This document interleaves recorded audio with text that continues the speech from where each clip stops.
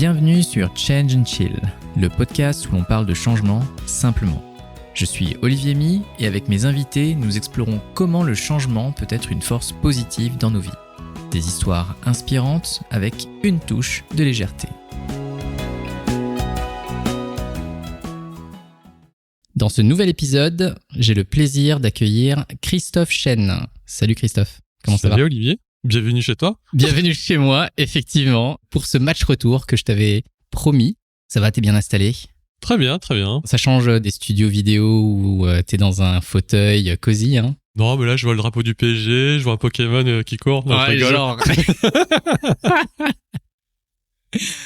Non, mais c'est vraiment super de t'accueillir. J'attendais ce moment avec grande impatience. Merci de prendre le temps.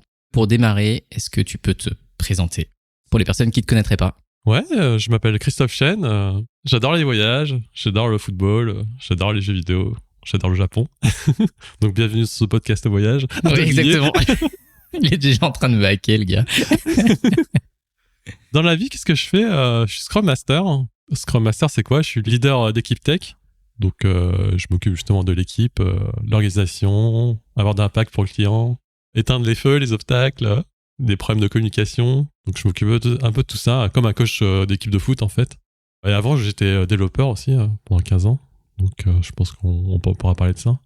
Ouais, exactement, parce que c'est vraiment ce parcours qui, moi, m'a vraiment fasciné et que je trouve intéressant de remonter avec toi et de voir qu'est-ce qui t'a amené à faire tous ces changements dans ta carrière pour t'amener à où tu es aujourd'hui. Parce que tu dis que tu es Scrum Master, etc., mais tu n'es pas que ça. Ouais. Et nous le savons. Donc, effectivement, est-ce qu'on peut démarrer à cet endroit-là ? Donc, toi, 15 ans, tu disais ? 15 ans dans le développement, donc Société du CAC 40, il me semble. Ouais, Société du CAC 40. J'ai aussi fait des startups qui sont devenues des grosses boîtes comme Betclic. Ok, donc ça, c'était avant. Ouais, quand j'étais développeur, ouais. J'ai développé aussi le site des JO de Pékin pour le CEO. Trop classe. Ouais, comme j'ai dit, j'aime bien le foot, j'aime bien le sport. Donc avant, quand j'étais dev, je visais plutôt des entreprises dans ce secteur comme Betclic et les CIO. Donc c'était cool. Donc tu as réussi à travailler dans des domaines qui touchaient déjà à des choses que tu aimais. Ah ouais, sinon on s'ennuie dans la vie. Hein. Ouais, franchement, c'est bien parce qu'on n'y arrive pas tous. Hein. Ouais, après, dans la tech, c'est bien de toucher à plein de choses. Moi, je voulais un peu que ça touche un peu sur les univers que j'aime bien. Donc, j'ai pas encore fait l'univers des jeux vidéo. Donc, si Nintendo écoute, ou Nike. Quand j'étais à New York, quand même, tu me demandais de ramener un t-shirt de Nintendo. Donc, effectivement, s'ils t'entendent, c'est voir le passionné quand même que tu es. Ouais. Donc, développeur. Développeur, tu parles aujourd'hui de Scrum Master. Est-ce que tu peux nous raconter ce qui a fait le changement de rôle Ouais, j'étais ce qu'on appelle un développeur full stack. Donc, je faisais un peu de tout. Je faisais du front, du back, de la data, enfin, un peu tout ce qu'il y a derrière et un peu tout ce qui est devant. J'ai fait ça pendant 15 ans. Ça commençait à peser. Ouais, je comprends. Ça commençait à peser, ça commençait à être long. Et je me suis dit... Bon, là, je commence à prendre des années. Là, j'ai 44 ans, alors on enregistre ce podcast. Quelle jeunesse. Et quand j'allais dire, quand j'ai fini mon parcours de développeur, mais non, je l'avais pas encore fini, mais ça faisait 15 ans que j'étais développeur et je me suis dit, j'aime bien voyager. Je voyageais tout le temps pendant les congés, donc c'était cool. Hein. Et je me suis dit, là, je suis pas satisfait un peu de ma vie, je vais être direct. Donc, il n'y avait pas que 15 ans à faire la même chose qui me pesait, c'était aussi la vie perso et tout. J'ai toujours vécu à Paris aussi. Pour un Marseillais, c'est un peu chaud. Effectivement. Donc voilà, j'étais un peu remise en question de ma vie. Voilà, ça faisait un peu cliché, mais c'est un peu la vérité. C'est une sorte de crise de la quarantaine, un truc de ce genre. Non, j'avais 33 ans. Ah oui, c'était bien plus tôt alors. J'avais 33 ans, donc... Et je me suis dit, bon, écoute... Moi, là, j'aime bien voyager, donc ça fait plus de 15 ans que j'étais dans la vie active. Donc, j'avais droit à ce qu'on appelle un congé sabbatique. Et vu que j'étais plus de 4 ans dans la même boîte, j'ai pu l'activer. Et j'ai activé un congé sabbatique d'1 an et je me suis dit, je fais le tour du monde. Ouais, c'est super. Et on t'a accepté ça et ouais. Tu t'es lancé dans ce tour du monde. Et du coup, qu'est-ce que t'as découvert dans ce tour du monde ? Parce que tu disais, ok, j'ai une insatisfaction. Potentiellement, le fait d'aller voyager, voir d'autres choses, ça t'ouvre des portes et des perspectives. Qu'est-ce que tu as découvert ? Bah déjà, comme je te disais, je voyageais pour mes vacances, donc à chaque fois, je restais un peu 3 semaines dans un pays.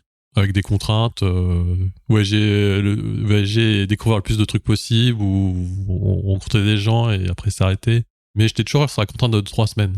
3 semaines, hein, donc 3 semaines dans un pays, Non, et non, après tu bouges. avant quand je voyageais. Ah, ok, avant quand ok. je voyageais, j'avais toujours la contrainte des congés, donc je pouvais rester 3 semaines ou 4 semaines max. Là, je me suis dit, je fais le tour du monde, par contre, je cours pas. Ah ok, donc là c'est vraiment l'inverse. Je cours pas, et s'il faut rester 2 ou 3 mois dans le pays, je reste 2 ou 3 mois dans le pays. Donc c'est comme ça que j'ai démarré, et j'ai démarré par des...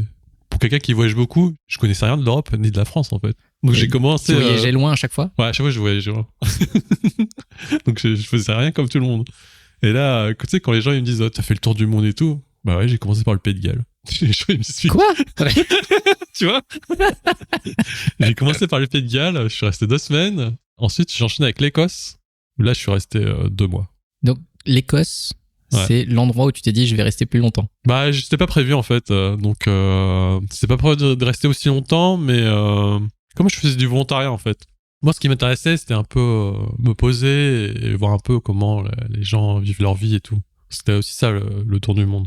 Donc, j'étais resté dans une famille. Donc, j'étais passé par un site qui s'appelait Workaways.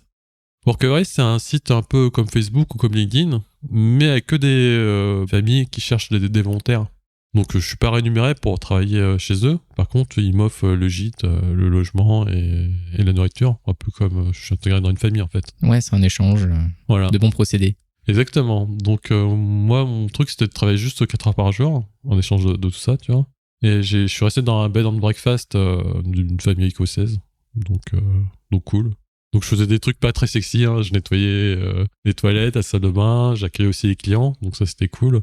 Je m'occupais de sortir le chien, de nourrir un peu les animaux. Donc, c'était une très grande maison avec plusieurs chambres. Donc, c'était cool. Et donc Pays de Galles, tu restes en Écosse pendant un certain temps. Ouais. Est-ce qu'il y a des choses en particulier? Est-ce que tu as des anecdotes dont tu te souviens en Écosse? Bah, bien sûr. Moi, je te dis, c'était pas prévu que je reste aussi longtemps. Donc, ce qui m'a fait rester longtemps, c'est que déjà, la famille, ça fitait bien. Là, ça se voit pas au micro et tout, mais moi, je suis quelqu'un d'introverti. Donc, quand t'arrives dans un nouveau pays et que my English is not so good, bah, it's okay. Ouais. Tu vois? Et puis en plus en Écosse, quoi. Et en Genre, plus, en c'est pas Écosse, ceux qui ont l'accent le plus donc, simple à comprendre. tout était un peu compliqué, tu vois. Mais ça fait ce qu'on appelle, on sort de sa zone de confort. Et moi, j'ai kiffé, en fait, tu vois. Enfin, ça démarrait où j'avais des blocages, où c'était un peu compliqué, mais au final, je me suis laissé porter par le flow et j'ai continué et j'adorais faire ça. Et donc après, j'ai enchaîné avec d'autres pays et je me suis dit, je vais faire ça à chaque fois, en fait. Je vais essayer de bosser dans un pays et voilà, quoi. Quitte à pas tout visiter, et c'est ok. Et c'est ok, c'est vraiment l'expérience de vivre la vie des gens. Exactement. Et du coup, après l'Écosse, tu as fait quoi? Donc, je sais pas combien tu as fait de pays, du coup, pendant le voyage. On va pas tous les faire, mais après, j'ai terminé en Asie. Donc là, je suis resté, j'ai fait plusieurs pays d'Asie du Sud-Est. Donc, je peux juste parler des 2 meilleurs voyages en Asie qui m'ont marqué. C'était le Japon. Le Japon, j'y allais tout le temps, hein, de toute façon, en train de faire des Je jeux crois que tu vidéo. continues toujours à y aller, hein, ouais. Ouais, à chaque fois, je me dis c'est la dernière fois, et à chaque fois, j'y retourne. Mais cette fois-ci, je suis allé, mais pas pour faire des achats. Cette fois-ci, j'étais resté dans une auberge, dans les montagnes, et c'était super cool. Pareil, je devais rester 1 semaine, je suis resté 1 mois. Donc, j'ai coupé du bois, et pareil, j'ai accueilli les clients. Là, j'étais content parce que j'étais fait partie des personnes qui parlaient le mieux anglais. Ça y est. Parce qu'ils sont nuls. Ils sont nuls au Japon en anglais. Donc, relativement parlant, effectivement. Donc, il faut dire la vérité, ils sont nuls en anglais. Et moi, voilà, ouais, c'était ok. Et c'était cool d'accueillir tous les endroits du monde. T'avais des Israéliens, des Allemands, des Américains. Et c'était génial, quoi. Tous les soirs, je tenais un peu le bar, tu vois, d'hôtel. Et j'écoutais leurs histoires. Et c'était génial. Et donc, le Japon, t'as appris le japonais ou pas? Ouais, j'ai appris un peu. Après, c'est comme mon chinois, c'est comme mon allemand, c'est pas ouf. Et par contre, il y a un truc que j'ai développé, c'est marrant, c'est que même si j'arrive pas trop à parler la langue, j'arrive à super bien comprendre, en fait. Ouais. Quand j'écoute les gens, j'arrive à écouter et j'arrive à comprendre, tu vois. Donc, t'agrippes quelques mots, puis après, tu crées le sens autour. Ouais, j'arrive à comprendre. C'est pareil quand je vais chez ma famille à Hong Kong, c'est pareil quand je vois qu'ils parlent de moi dans mon dos, je dis attention, je comprends pas tout, mais je sais que vous parlez de moi et je sais que vous parlez de ça. tu le sens, il y a une onde. Ouais. J'ai développé cette capacité, tu vois. Et dans tous les autres pays que je faisais, à chaque fois, j'arrivais à pas comprendre, c'est marrant. Et si tu devais garder un souvenir particulier de ce tour du monde, ce serait quoi? Ouais, ce serait Taïwan. Taïwan, pareil, pays où c'était pas prévu d'y aller. J'y suis allé juste parce que le billet d'avion était le moins cher. Donc, je suis allé là-bas et j'étais abasourdi. Ah ouais? Qu'est-ce qui t'a marqué le plus? Bah déjà c'est la gentillesse des gens. J'ai jamais vu ça. Moi, je pense que c'est un village gaulois. Ça n'existe pas. C'est la 4e dimension. Non mais j'ai jamais vu des gens aussi gentils et accueillants. Mais j'ai jamais vu ça en fait. Et t'as un exemple? Ouais, par exemple, j'étais resté dans une famille à Taipei. Donc pareil, je devais rester juste 3 jours. Je suis resté 2 semaines.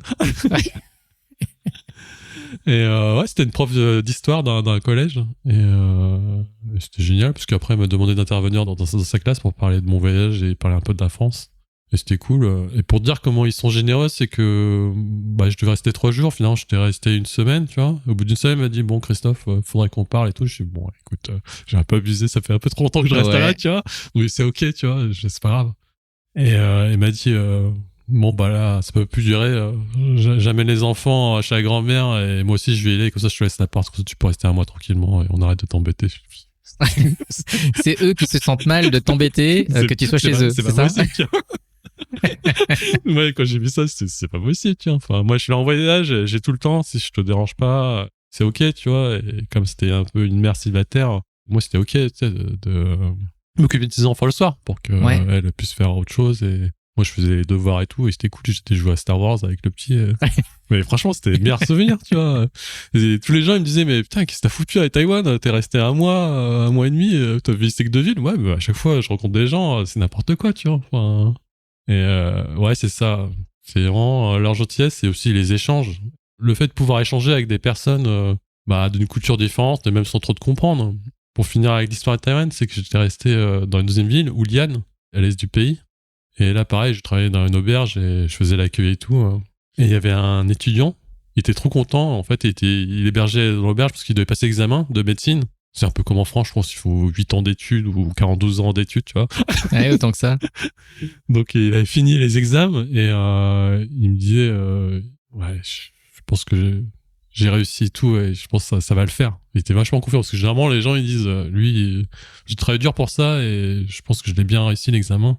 Il m'a dit, ouais, vas-y, viens, Christophe, on fait le tour, je t'invite au resto et machin bidule, genre, on se connaissait pas, tu vois. Enfin, et j'arrivais pas trop à discuter avec lui parce que son anglais était pas terrible. Et on passait par Google Translate, mais on a passé une soirée ensemble. Et t'es devenu tellement génial. Bon en anglais. Je sais pas, tu vois. Mais ouais, franchement, je trouvais ça vachement cool. Enfin, je trouvais ça fou. Donc voilà pour le tour du monde. Et donc, tu fais ce tour du monde que tu termines en Asie, hein, c'est ça, les derniers pays. Ouais. Et à un moment donné, il faut rentrer. Ouais. Et ça s'est très mal terminé, ce voyage. Ah, et ce voyage s'est très mal terminé. Ce voyage s'est très mal terminé parce que j'ai eu un accident de la route au Laos. Ok. Donc voilà, jambes, genoux éclatés et tout. C'était quoi? C'était mobilette, choses comme ça? Ouais, il y avait une voiture qui arrivait en contresens dans un virage. Je l'ai esquivé et j'ai roulé sur un nid de poule et j'ai perdu le contrôle et je suis tombé. Et voilà. C'était au Laos en plus. Donc direct, les gens sont super gentils là-bas aussi. Pareil, ce pays, les gens sont vachement généreux, accueillants et tout. Et ils m'ont aidé, ils m'ont accompagné à l'hôpital et tout. Alors ils auraient pu me détrousser, hein, parce que là je pouvais plus bouger. Bah effectivement, ouais. Donc ils m'ont tout ramené et tout. Et je me suis dit, c'est pas mal quand même les hôpitaux en France, tu vois. C'est vachement critiqué ici, mais quand j'ai vu l'hôpital au Laos, même si les gens étaient bienveillants et sympas, je me suis dit, jamais de la vie je me fais opérer là-bas. Donc je suis revenu en France et voilà. Donc tu t'es fait rapatrier? Ouais, je me suis fait rapatrier et puis voilà. Mais c'est quand même dingue de se dire, bah là t'aurais pu y rester, hein, au final. Hein. Exactement. Mais tu sais, ça m'a servi de leçon en fait, parce que juste avant l'accident, pendant que je roulais, je me disais, j'aime pas voyager comme ça en fait.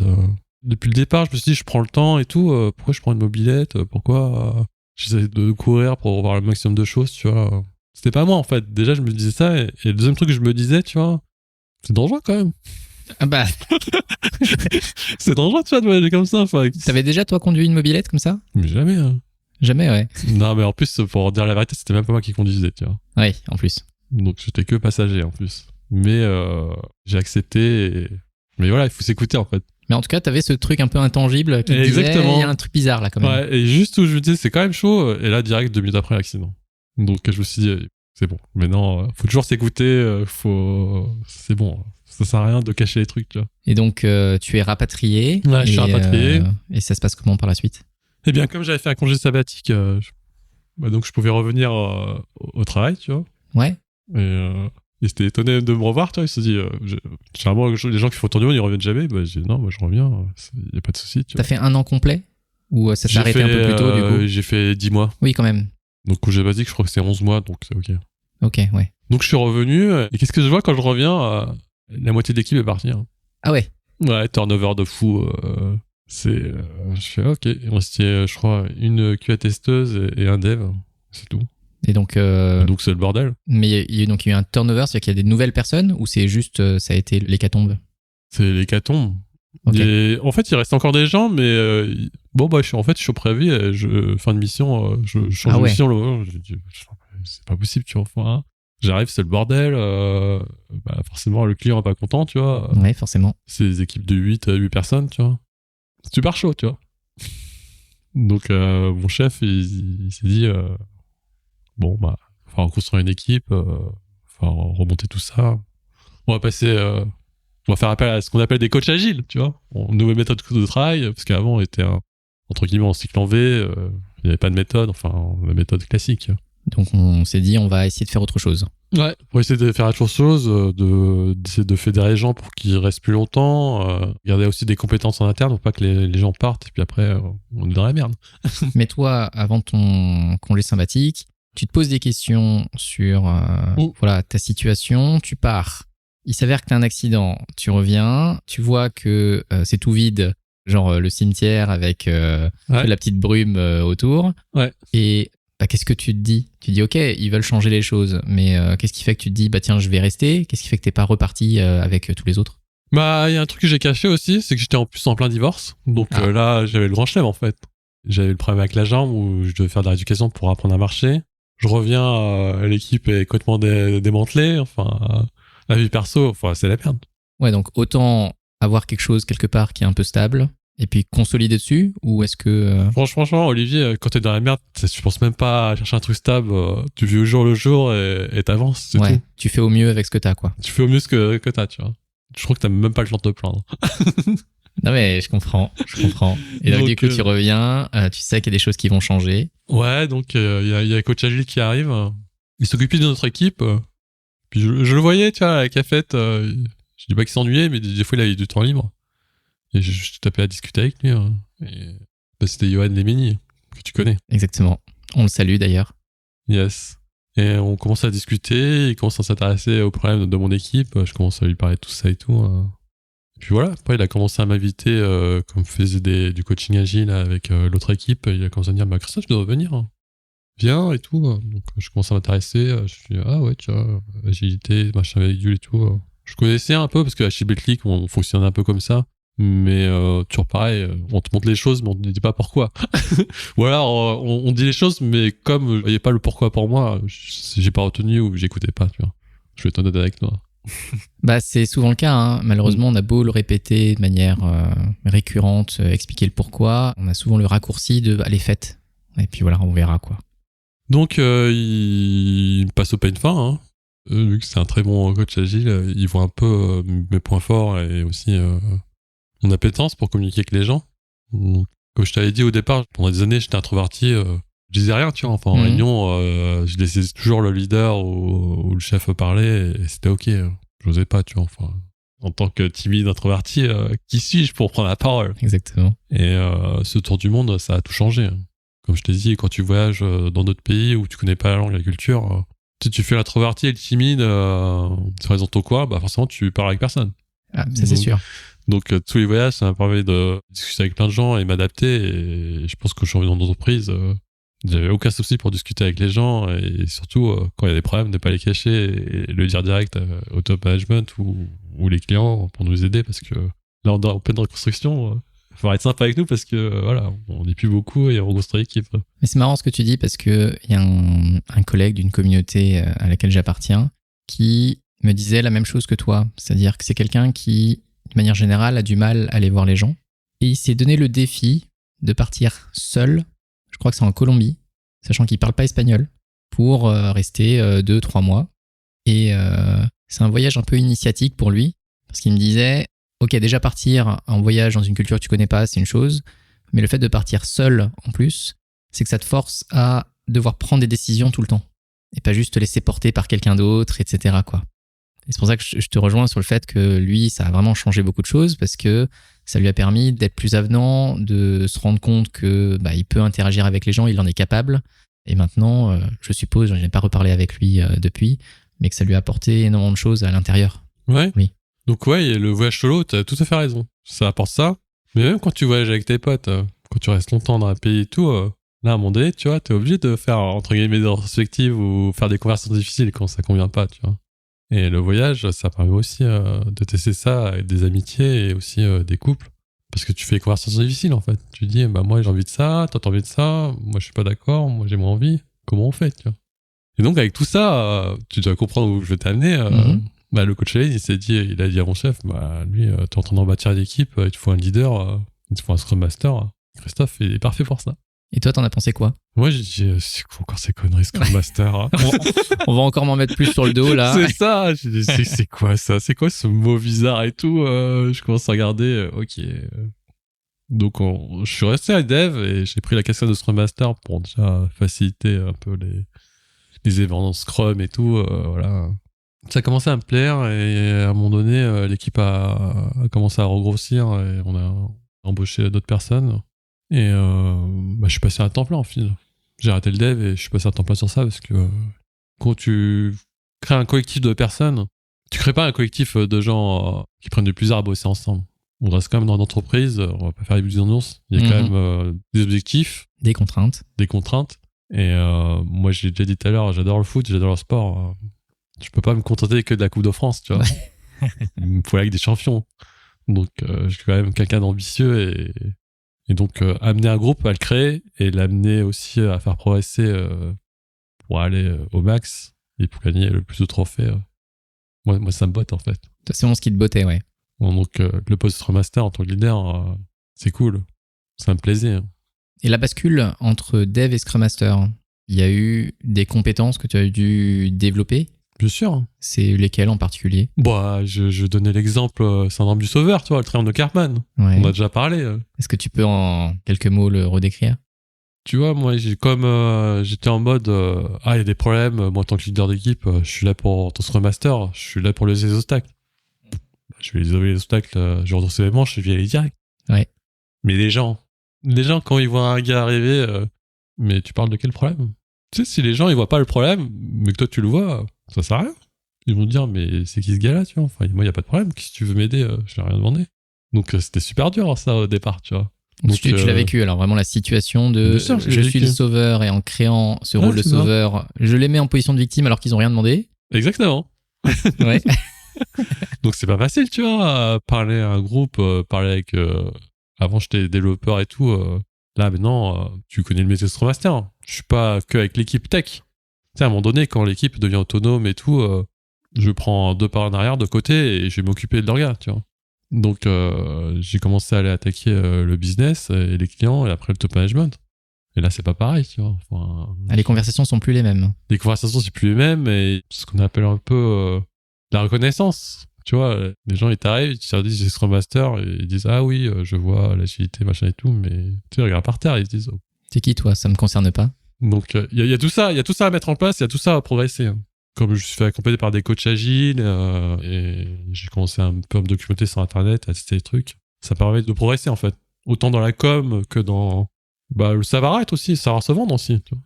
C'est important. Et justement, dans savoir se vendre, qu'est-ce que tu as appris? Mettre en avant l'équipe, en fait. Ouais. En tant que Scrum Master, c'était pas, comme je te dis, c'est pas que bien travailler ensemble, faire les releases et tout, c'est aussi montrer votre savoir-faire. Donc, savoir se vendre, c'était quoi? C'était faire des vidéos. Chaque fois qu'on faisait une mise en prod, on sait bien que on reçoit 300 000 mails par jour, tu vois. Vraiment, si t'envoies un mail et il y a une vidéo avec, c'est pas pareil. Ah, c'est pas pareil, ouais. Les gens, ils cliquent, il y a de la musique, t'as les effets spéciaux et tout, et c'est pas pareil. Mais donc, vous avez pris le temps. Enfin, en tout cas, toi, t'as pris le temps. Moi, j'ai pris le temps. Pour apprendre à faire ça. J'ai pris le temps parce que j'étais dans un gros groupe de 60 000 personnes. Donc, chaque année, les budgets, c'est rechallengé et on va se dire les choses. Quand t'es dans une entreprise, l'IT, on sait pas ce qu'ils branlent. Hein. On sait pas ce qu'ils font, les gens de l'IT. C'est un centre de coûts. Donc, il y a bien bossé et il y a aussi montré qu'on bosse bien. Et oui, on a des KPI, on a des chiffres, mais il y a aussi...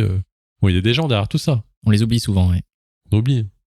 Et moi, j'avais l'avantage, c'est que nos clients, comme ils avaient vu qu'on était dans la merde 3 ans avant, donc ils se sont dit, ok, nouvelle méthode de travail, l'agilité et tout, nouveau mindset, ça marche, ça donne envie. Donc, et ça, il faut l'entretenir. Et donc, tu as réussi à mettre ça en avant. De ce que j'entends, et ce qui est assez remarquable, c'est que c'est pas toi que tu as mis en avant. Ouais, c'est plutôt l'équipe que tu as essayé de faire briller. Ouais, exactement. Parce qu'au final, les budgets, c'est pas que moi, tu vois, c'est l'équipe. Donc, c'était vraiment mettre tout le monde en avant. Mais même, tu sais, à un moment donné, je coachais mon manager. Hein, je lui disais, tu peux plus. Là. Tu sais, des fois, t'es en des réunions, il n'y a pas le pourquoi, il n'y a rien. Il faut donner envie aux gens, tu vois. Donc, je voyais la com, on était nuls partout, tu vois. Faut le dire la vérité, on était nuls en com. Moi aussi, le premier, et j'ai progressé dans ça. Ouais, et donc, justement, quand tu dis t'as progressé en com, qu'est-ce que t'as fait pour ça? Déjà, il fallait fédérer l'équipe. Hein. Ouais. Donc, on a mixé l'équipe avec des internes et des externes. Donc déjà, il fallait, tu sais, quand on parle de briser les silos et tout, avec le métier et tout machin, il faut d'abord briser les silos en interne. Donc, ça, il y en a beaucoup plus qu'on le croit, ouais. Ouais, beaucoup plus qu'on le croit, tu vois.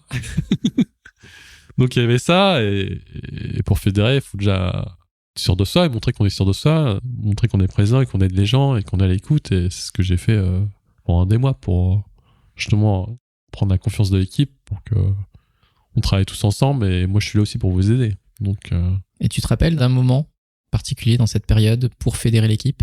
Ouais, je pense que le moment où je me suis dit là on a progressé, c'est qu'on a un prestataire externe, un prestataire super introverti, parle jamais, et il était venu me voir et me dit Christophe, je crois qu'il y a un problème là dans l'équipe et tout. C'est pas un gros problème, mais je pense qu'on peut s'amuser sans mise en prod et tout. Mais je sais pas comment adresser le problème. J'ai pas trouvé de solution. Est-ce que tu peux m'aider, Christophe, pour faire un atelier pour que j'adresse le sujet à l'équipe, et comme ça, c'est l'équipe qui va trouver les solutions et pas moi. Moi, quand j'ai entendu ça, j'ai fait c'est bon. C'est bon, je suis passé de Scrum Master débutant au next level, tu vois. Et je trouvais ça cool, tu vois.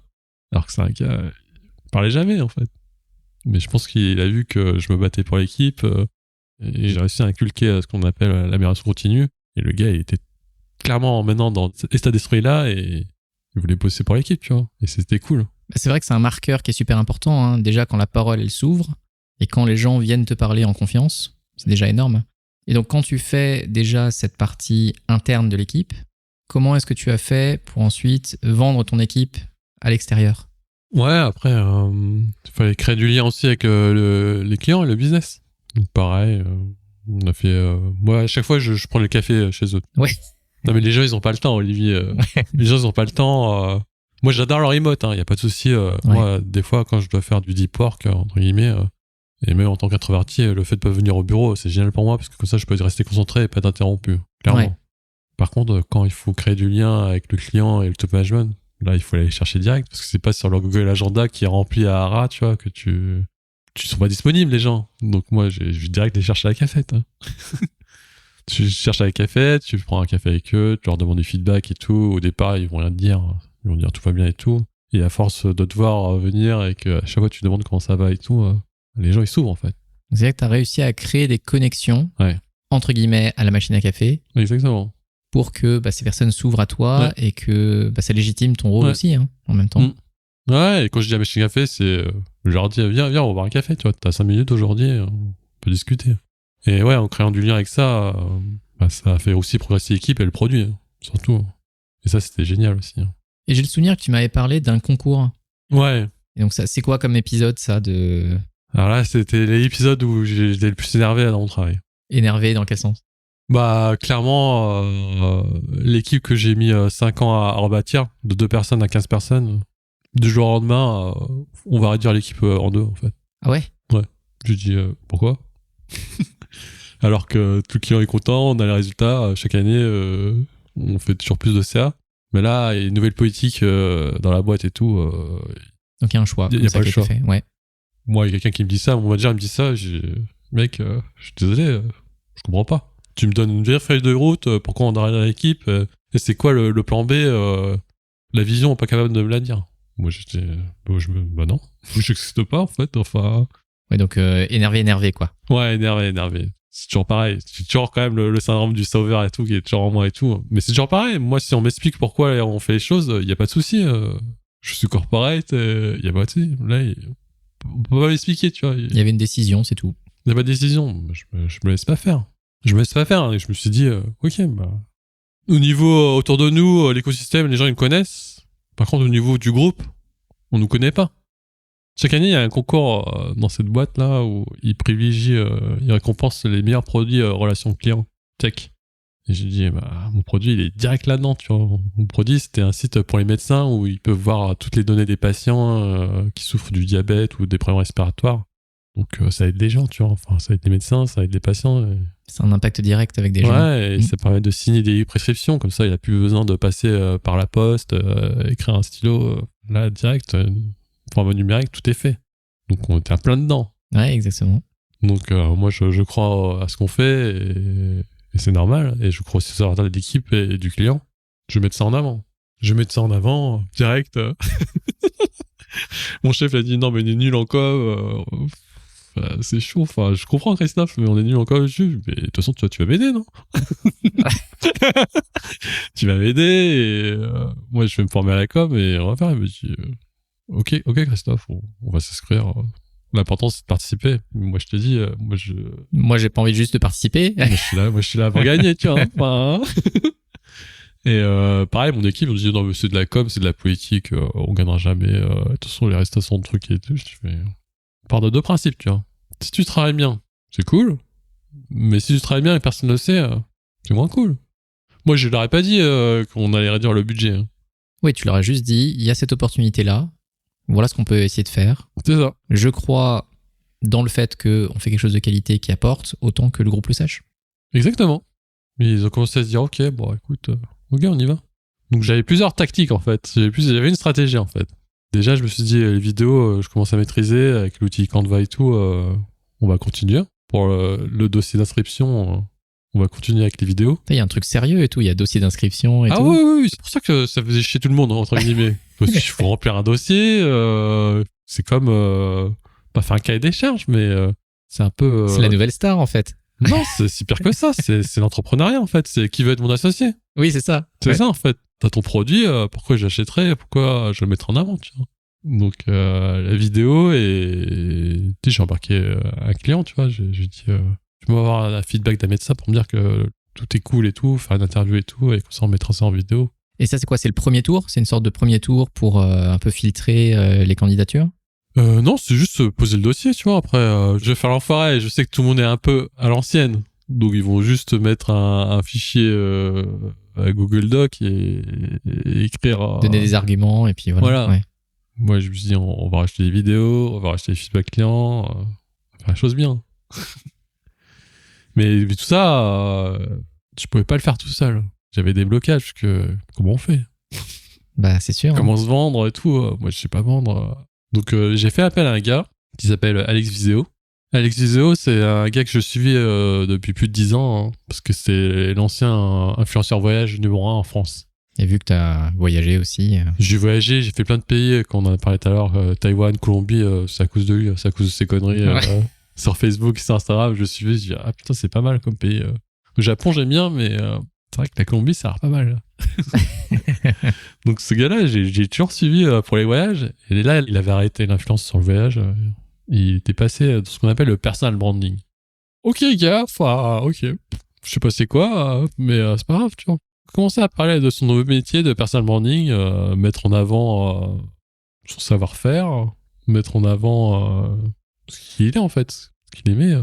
Et je me suis dit, putain, c'est ça qu'il me faut en fait, pour mettre en avant l'équipe. Et donc j'ai commencé à discuter avec lui, j'ai fait sa formation, il m'a accompagné, et il m'a tout expliqué en fait. Il m'a enlevé tous les blocages de pourquoi se mettre en avant, tu vois. Personal branding, c'est pas frimer, tu vois, c'est pas faire le mytho. Moi, je suis l'expert, je sais tout faire ceci, là. Non, c'est déjà comment tu arrives à parler, à communiquer de façon claire et non expert, en fait, pour que tout le monde puisse parler. Sur le papier, ça paraît facile, mais en fait, c'est pas compliqué, en fait. C'est un gros travail d'introspection, hein, au départ. Exactement. Donc, il y avait un gros travail d'introspection. Il m'a fait un outil avec ce qu'on appelle l'ikigai et tout. Ok. Et ouais, après, tout est plus fluide, en fait. Tout est plus fluide pour parler de toi, pour parler de l'équipe, et pour communiquer avec impact, avec peu de mots, mais de manière impactante. C'est-à-dire qu'il a travaillé avec toi et c'est toi qui as répercuté ça sur ton équipe? Exactement. Ou Exactement. il t'a un peu aidé déjà sur ton équipe? Non, il savait même pas pourquoi j'étais là. Ah oui, d'accord. Ouais, il savait même pas. En fait, c'était un collectif où je pense qu'on était une cinquantaine de personnes, où on était mixés avec des groupes de 5, et chacun parlait de ses activités et pourquoi il voulait faire du personal branding pour se mettre en avant dans leur métier, en tant qu'entrepreneur. Oui. Moi, j'étais le salarié, je suis là, tu vois, enfin... Je leur disais, non, mais moi, j'ai rien à vendre. Enfin, c'est juste pour mettre en avant mon équipe parce que moi, je suis salarié, tu vois. J'étais comme ça, je fais bon. Parce que moi, je suis énervé parce que, mes chefs, ils veulent péter mon équipe alors que je trouve qu'on fait des trucs cool. Exactement. Mais c'est même pas ça, tu vois. Il y avait que des entrepreneurs. J'étais le seul salarié à faire ça. Mais c'est pas grave. Et donc, tu te formes. Tu me formes et voilà. Et qu'est-ce qui se passe? Eh ben, on a fini premier. On a gagné. Easy peasy. Et qu'est-ce qui a fait la différence? Bah, je te dis, c'est aussi la communication. Donc, on a poussé le dossier. Moi, je suis, en tant que Scrum Master, au départ, j'allais voir les équipes tech en Autriche et au Paraguay, mais au final, après, je leur disais au concours, vous pouvez voter pour nous et tout, parler de nous et tout. Tu vois, j'ai commencé à développer un peu ces skills de vendeur, tu vois, et de marketing. Donc, c'était cool. Mais du coup, là, quand tu disais, Alex Viseo, il t'a aidé à faire tomber des barrières, des blocages. Donc, il y a la première barrière de, voilà, quand je suis en train de parler de moi ou de mon équipe, c'est pas juste pour frimer, c'est pas juste pour me vanter, ou c'est pas juste de parler de moi, en fait. Est-ce que ça t'a aidé aussi à aller chercher à l'extérieur des gens par rapport à qui tu étais? C'est-à-dire cette démarche, pas juste interne, mais aussi un peu externe? Ou est-ce que c'est plus toi, en fait? Non, c'était que moi. Je sais où tu veux m'amener. Je pose simplement la question. Ouais. J'ai juste utilisé Alex juste pour voilà, j'avais pas encore le projet entrepreneurial, j'avais pas le projet des réseaux sociaux, j'avais pas tout ça. Mais ça veut dire que, en fait, je me posais la question parce que, donc déjà, quand tu fais ton tour du monde, ça te force à aller communiquer avec des gens, parce que là, tu parlais de la Pologne, non? C'est ça? Des gens du groupe. Ouais. Ça veut dire que tu commences à parler de ton équipe et ensuite tu commences à parler de ton équipe en plus dans des filiales, des choses comme ça qui sont externes, quoi. Et donc déjà, le fait d'aller voir des gens que tu connais pas, forcément, à l'extérieur, il y a ce blocage-là. Enfin, je sais que moi, c'est pas un truc qui est forcément facile à faire. Alors, en fait, c'est une continuité qui t'aide à l'extérieur, quoi. Ouais, clairement. Et bah, c'était cool, en fait. Et là où il m'a aussi aidé, Alex, quand on a remporté le prix, forcément, il fallait chercher la récompense. Et quand tu cherches la récompense, il y a 200 personnes, tu vois. Moi, en tant qu'introverti, laisse tomber, je suis foutu.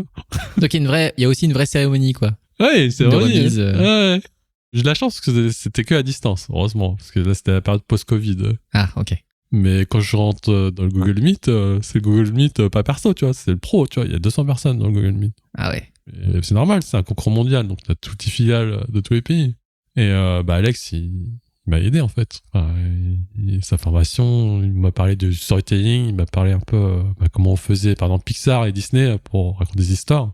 Moi, je voulais pas faire le discours... je remercie mon chef, mon DSI.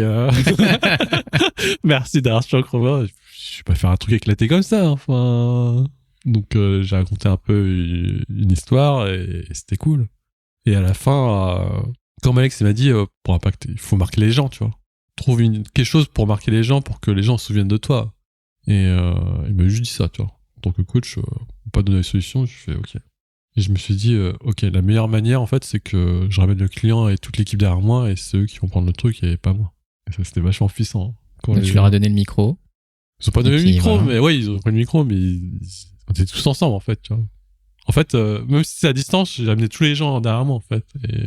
Ah, c'était ta caméra avec les gens derrière toi, c'est ça? Ouais, j'étais dans une salle au taf, ouais. Donc... Là, je pense que personne n'avait fait ça et tout le monde était content et c'était cool, tu vois. Quand je voyais les sourires et des gens et tout dans l'émission et tout, je fais... Ouais, là, je pense que j'ai marqué les esprits. Et... Ouais, c'est une expérience collective incroyable. Exactement. Donc, en mettant en avant le client et l'équipe, tu vois, en plus, quand ils voient, c'est des jeunes et tout, ça donne envie, en fait. Et donc, ça a sauvé le budget de l'équipe. Tu sais, je ne saurais jamais, tu vois, si c'est ça, tu vois. Ouais. Et, je pense que ça a quand même servi, ça a servi de levier, clairement. Et c'était cool. Et donc déjà une belle aventure, des apprentissages de ton côté, sauf que toi tu t'arrêtes pas là, c'est quelque chose qui t'a plu. Je m'arrête pas là parce que moi en tant que Scrum Master, je coach l'équipe. Donc moi, pour que je devienne un meilleur coach aussi chaque année, je me fais aussi coacher. Donc j'avais 2 coachs à l'époque et une coach agile, Annelise Reparts, Et, Que l'on salue aussi. Ouais. Et une autre coach, Isabelle Matignon, qui était plutôt dans le marketing, mais tu sais, j'avais rencontré via quelqu'un de Air Liquide, justement, Ok. qui m'avait proposé une formation sur le leadership. Et je dis, ok, vas-y, j'y vais. Puis j'ai rencontré Isabelle comme ça. Et Isabelle, j'avais une séance d'1 heure avec elle. Elle m'a dit direct, bon Christophe, je vais t'entendre avec toi. Je sais pas comment faire l'entretien avec toi. Je sais pas ce que t'attends et tout. Mais je sais pas quitter au final. Et du coup, je suis allé sur Internet pour voir t'es qui. Je suis allé sur ta page LinkedIn. Je dis, je vais t'avouer Christophe, ta photo de profil elle est dégueulasse avec ton gilet. T'avais une photo de profil avec un gilet. Ouais, avec un gilet en laine. Et elle m'a dit, ton profil LinkedIn, c'est que CV avec tous les trucs .NET, full stack et tout. Je comprends rien en fait. Je me suis dit, je vais passer un sale moment avec toi. Elle m'a dit direct comme ça. Je fais, putain, la meuf. Putain, Bonjour, quoi. Mais je savais où elle voulait m'amener en fait. Mais elle m'a dit, Christophe, je vais pas être désagréable avec toi. Parce que le truc qui est bien que t'as mis dans ton LinkedIn, c'est que t'as mis un lien sur ton blog de voyage. Parce que quand j'ai fait le tour du monde, j'avais aussi un blog de voyage où j'écrivais et je racontais un peu mes expériences. Et elle a lu, elle m'a dit, j'ai lu en entier toute la soirée, mais tous les articles. Je crois qu'il y avait une vingtaine d'articles, j'ai tout regardé, j'ai tout lu en fait. Je dis putain, Christophe, ça se voit, t'aimes bien écrire, t'aimes bien transmettre et tout. Franchement, attaque-toi à LinkedIn. Je suis, quoi? T'as dit que mon profil était dégueulasse et tout. Moi, avec mon gilet, tu veux que... Donc j'ai dit, ok, bon écoute, ok. Parce qu'elle m'a dit, t'es dans le partage, en plus dans la com, t'as progressé et tout, va sur LinkedIn et go, tu vois. Donc c'est comme ça que je suis allé sur LinkedIn, à cause d'elle. Donc il y a eu ce déclencheur, ce petit entretien avec cette personne qui t'a dit go. Mais au-delà d'une personne qui te dit, ok, t'as du talent, t'as l'air d'avoir en plus envie, tu progresses, vas-y. Qu'est-ce qui fait que toi tu y vas? Parce qu'il y a plein de gens qui nous disent des fois des choses, mais on se dit, bah ok, peut-être. Bah j'y vais parce que elle avait raison sur un point, j'aime bien écrire. Ouais. Si tu veux, on avance un peu dans l'histoire. Je poste sur LinkedIn depuis 2 ans. Je commence à avoir une audience sympa, avec beaucoup d'interactions et tout. Les gens ils se disent, putain, le gars est trop fort et tout. Faut savoir que j'écris depuis un moment en fait. J'avais commencé avec un blog de voyage et j'avais déjà commencé à écrire. Donc j'ai certains blocages que j'ai levés. Ça veut dire qu'à l'époque, ton expérience d'écriture, c'était surtout sur ce blog-là. Ouais. Et cette écriture-là, c'est quelque chose que tu te dis, bah tiens, je vais en faire quelque chose de plus large. Exactement. Donc les réseaux sociaux, TikTok, Instagram, ça me dirait rien, les vidéos, parce que déjà en tant qu'introverti... On va déjà se montrer, etc. C'est pas pareil. c'est pas pareil, tu vois. L'écrit, ça me va très bien. Et donc tu te dis, ok, go, je vais sur LinkedIn. Voilà, tu savais déjà comment faire, tu savais ce que tu voulais dire. Je vais juste parler, quand on m'a dit que LinkedIn c'était un réseau professionnel, je vais juste parler de Scrum Master. Ok, donc t'as commencé comme ça. J'ai commencé comme ça. Mon premier article, j'ai expliqué pourquoi je suis passé justement de développeur à Scrum Master. Ok. Et je me suis dit, je suis trop fou, je vais mettre des images de manga, du Japon, je vais tout mettre dans l'article, tu vois, je suis fou. Et le post, il a explosé en fait. Ah ouais? Ouais, tu sais, tous les gens, ils gueulent sur LinkedIn et tout. Moi, sans frimer, j'ai jamais floppé en fait. Mon premier post, il a fait 200 likes. Ah oui, quand même. Il a fait 200 likes, il a fait, je crois, 15 000 vues. Ça a marché en fait. Enfin, je voyais les gens ils aimaient bien ça, tu vois. Enfin, pourtant, j'ai parlé de Scrum Master. C'est marrant, tu vois. Bah, c'est que c'est une compétence que tu avais, au final, que tu avais utilisée de ton côté, plutôt côté perso. Ouais. Et puis là, tu te rends compte que en fait, tu as une audience en face. Ce qui a marché, en fait, c'est que comme il y a 2 ans, LinkedIn n'a pas le même visage que maintenant. Ok, ouais. Il y a 2 ans, LinkedIn, c'était cher réseau, machin bidule. Ah ouais? Cher réseau, voici, je suis fier de vous annoncer que voici mon nouveau poste, tu vois. Ouais. c'est des trucs éclatés, tu vois. Je suis désolé de le dire, tu vois. C'est des mecs en gilet en photo. Et donc, le fait que quelqu'un parle un peu de son métier un peu obscur et qui parle aussi du Japon et de ses voyages, ça a commencé à intéresser les gens. Donc c'était cool. C'est comme ça que je me suis... Donc, t'as commencé comme ça LinkedIn? J'ai commencé comme ça sur LinkedIn. Alors, là où je vais éteindre un peu la grosse tête, tu vois, c'est que mon premier post, j'ai mis 13 heures pour l'écrire. Non, j'ai mis 13 heures, j'ai mis 13 heures pour l'écrire. Je l'ai corrigé 10 000 fois. J'ai mis 3 mois avant le poster parce que j'osais pas, en fait. Ah, le premier, c'est le plus dur. Hein. C'est trop dur, en fait. T'as rien qui va, en fait. T'as le regard de ton employeur, t'as le regard de tes clients, t'as le regard de tes collègues, t'as le regard de tes amis. Enfin, c'est chaud, tu vois. Quand j'ai posté, j'ai cliqué. La sueur froide. La sueur froide. Donc j'ai commandé à poster, mais qu'une fois par semaine. Ouais. Mais j'ai écouté ma coach, elle m'a dit, tu postes Christophe, mais t'es régulier. Hein, là. Si tu veux faire avec des champions et tout, tu parles toujours avec des champions de tournois et tout, de compétition. Si tu te lances, t'abandonnes jamais. Donc, je suis jamais arrêté. J'ai toujours fait un post par semaine. Depuis cette époque-là? Bah, depuis 2 ans, je suis toujours à un post par semaine. J'ai un peu augmenté la voiture, mais voilà. Donc, ça a commencé comme ça. Et au bout de 2 mois, j'ai commencé à fatiguer. Parce que je parlais que de mon métier de Scrum Master et d'agilité. En journée, qu'est-ce que je fais? Je fais ça. Donc, le soir, comme je te disais, pour écrire un post, des fois, il me faisait 8h ou 10h. Ouais, c'est pour parler du taf, ça me prend la tête, en fait. Moi, je préfère jouer à Zelda. Je préfère jouer à Zelda. Je préfère pleurer devant les défaites de Marseille. J'ai pas que ça à foutre, tu vois. Donc, j'ai commencé à suivre un peu d'autres personnes sur LinkedIn qui ont rien à voir dans les milieux de la tech. Ouais. Et à l'époque, je voyais toujours les mêmes personnes. Caroline Mignot, Maud Alves, Thibault Lui. Je dis, leurs posts, ils sont sympas, tu vois. Ils parlent d'eux, en fait. Ils parlent d'eux, ils parlent de leurs apprentissages. Ils ont pris un peu la posture d'explorateur. D'explorateur de leur vie, en fait. Mm-hmm. Et c'est pas genre, je suis allé au supermarché, machin bidule, ou mon patron, c'est un salaud et tout. C'est pas ça. C'était juste. C'est pas du commérage, quoi. Voilà, c'est pas du commérage. C'est. Thibault Lui, il y avait un post qui m'avait fait un peu mis mal à l'aise, en fait. Il avait raconté tous les échecs, tous les entretiens qu'il a foirés dans sa carrière. J'ai fait, ah ouais. Il y a des gens qui racontent ça, tu vois. Bon, il faisait ce genre de post et 2 jours après, il faisait un post bonjour à tous, sauf la SNCF avec des trains toujours en retard. Je suis non, mais c'est pas possible. Il fait des posts de ouf. Après, lui, je peux pas m'inspirer de ce gars-là pour continuer à progresser sur LinkedIn. Donc, j'ai commencé à suivre Caroline Mignot qui avait aussi un podcast à Marketing Square. Et la fille. Toujours le grand sourire, toujours grosse énergie et tout. Et franchement, cool, sa façon de parler et d'exprimer ses idées et tout. Pareil, Maud Alves, j'adorais ses écrits parce que, avec peu de mots, toujours de l'impact en fait. Toujours de l'impact et des fois, elle se faisait défoncer, mais elle gardait toujours la tête haute et continuait toujours à poster. Elle a fait un post qui était parti de là où elle s'est fait défoncer. C'était quand elle disait moi, j'ai pas besoin de prendre de vacances et j'aime bien aussi travailler le week-end. Je suis à mon compte et c'est cool cette vie-là.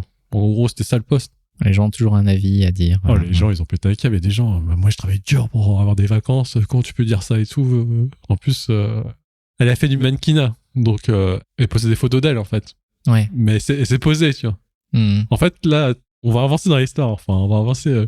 Tu vois, sur LinkedIn, tu postes. Tu mets toujours des photos de toi. Enfin, tous les gens mettent des photos de toi et compagnie. Enfin, même moi. Et c'est dur. Ouais, c'est dur, mais c'est à cause de Maud Alves, en fait. Parce qu'il y a 2-3 ans, personne ne faisait ça. C'est elle qui a lancé le truc, en fait. Ouais, sauf que nous, on n'est pas des mannequins. On n'est pas des mannequins. Et que poser, c'est super dur. Voilà. Ouais, mais elle a lancé la tendance, en fait, tu vois. Et comme je te disais, LinkedIn, c'était le réseau social ou Share Réseau et tout, où c'était, tu vois, ces gens-là, ils ont changé la donne, en fait. Ils ont su avoir un impact global, finalement, sur des tendances. C'est ça. Donc j'ai commencé à suivre ces gens-là et c'est cool. J'ai commencé à suivre d'autres gens, pareil. J'ai m'inspiré d'eux, comme ça j'ai progressé et tout. Et voilà, en fait. Donc pour faire l'étape suivante, c'est-à-dire qu'on peut toujours tout faire tout seul. Ouais. On commence. Toi, en plus, ça marchait bien pour toi. C'est juste que c'était long, c'était dur, tu vois, c'était pénible. Donc tu t'inspires de personnes qui, pour toi, étaient un peu plus devant, qui peut-être faisaient résonner quelque chose aujourd'hui que tu n'avais pas touché. Parce que tu disais, moi, je postais juste sur mon métier, au bout d'un moment, ça me fait chier et j'ai envie de parler de la Ligue des Champions et des animés, quoi. Exactement. Et donc, du coup, tu t'inspires de ces gens-là. Qu'est-ce qui se passe après? Malheureusement, tous ces gens-là, enfin, malheureusement, tu vas rigoler, tous ces gens-là, ils ont été formés par un seul gars. Ah. Thibault Lui. Ouais. Donc, c'est le gars où je voulais pas y aller. Et je me suis dit, bon, ok, tous les gens, ils ont progressé, ils sont tous passés par lui, je vais y aller.